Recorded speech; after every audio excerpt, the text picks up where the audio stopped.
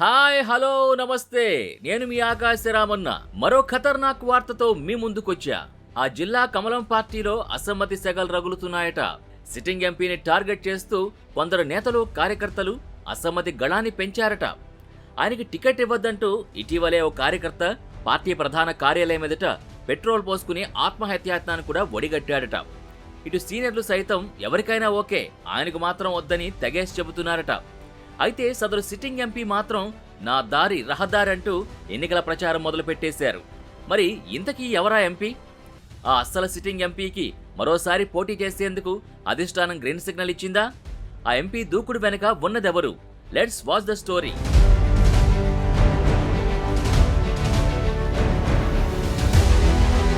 Nizamabad MP Dharmapuri Arvind ఎన్నికల ప్రచారం మొదలుపెట్టేశారట.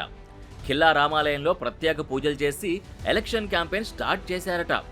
అధిష్టానం అభ్యర్థుల్ని ప్రకటించుకున్నా ఆయన మాత్రం దూకుడు పెంచారని అంటున్నారు కొందరు. కొద్ది రోజులుగా పార్లమెంట్ పరిధిలో సుడిగాలి పర్యటనలు చేస్తూ మరోసారి అవకాశం ఇవ్వాలని కోరుతున్నారట. కుల సంఘాలతో సైతం ఆత్మీయ సమావేశాలకు శ్రీకారం చుట్టేశారట. అరవింద్ దూకుడుతో ఆయన వ్యతిరేక వర్గం అరవింద్కు టికెట్ ఇవ్వద్దంటూ అధిష్టానానికి ఫిర్యాదులు చేశారట. ఆయనకు వ్యతిరేకంగా బలంగా తమ గళం వినిపిస్తున్నారట. ఎంపీ టికెట్ రేసులో తాము కూడా ఉన్నామని ఒక అవకాశం ఇవ్వాలంటూ అధిష్టానానికి మొరపెట్టుకుంటున్నారట. కొందరు సీనియర్లు తటస్థులు సైతం ఇందూరు ఎంపీ టికెట్ కోసం అప్లై చేసుకున్నట్టు సమాచారం. పార్లమెంట్ పరిధిలోని జగిత్యాల జిల్లా కేడర్ ఓ అడుగు ముందుకేసి అరవింద్కు టికెట్ ఇవ్వద్దంటూ హైదరాబాద్లోని పార్టీ ప్రధాన కార్యాలయం ఎదుట ఆందోళన చేశారట. మరో విషయం ఏంటంటే, ఒంటిపై పెట్రోల్ పోసుకుని ఆత్మహత్యాయత్నానికి ఒడిగట్టాడట సతీష్ అనే కార్యకర్త. ఎంపీగా గెలిచిన అరవింద్ కార్యకర్తలకు అన్యాయం చేస్తున్నారని ఆరోపిస్తున్నారట. అరవింద్కు టికెట్ ఇస్తే ఓడిస్తామని శపథం చేస్తున్నారట సొంత పార్టీ కార్యకర్తలు.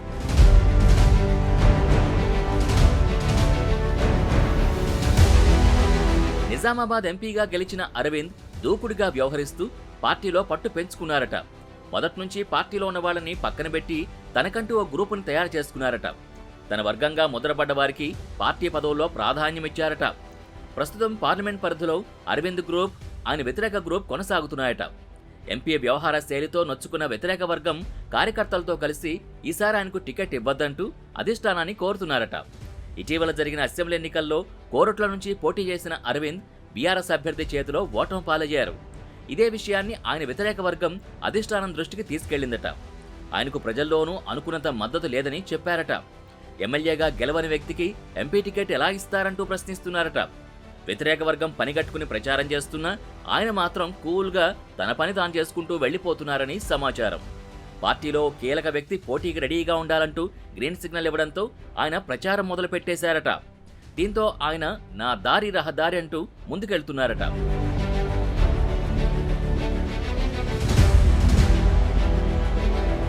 పార్లమెంట్ ఎన్నికలు సమీపిస్తున్న వేళ ఇందూరు కాషాయ పార్టీలో అసమ్మతి రాసుకుంటుండడం ఆందోళన కలిగిస్తోందట. ప్రజల్లో పార్టీ పట్ల సానుకూలత ఉన్నా ప్రస్తుత తరుణంలో అందరూ ఐక్యతతో ముందుకెళితే మరోసారి కమలం వికసించే అవకాశం ఉందని రాజకీయ విశ్లేషకులు అంచనా వేస్తున్నారు. జై శ్రీరామ్ నినాదం అందరినీ ఒక్కతాటిపైకి తెస్తుందా లేదా చూడాలి. మరి మరో ఖతర్నాక్ వార్తతో మళ్ళీ మీ ముందుకొస్తా. అందాక సెలవు, మీ ఆకాశ రామన్న.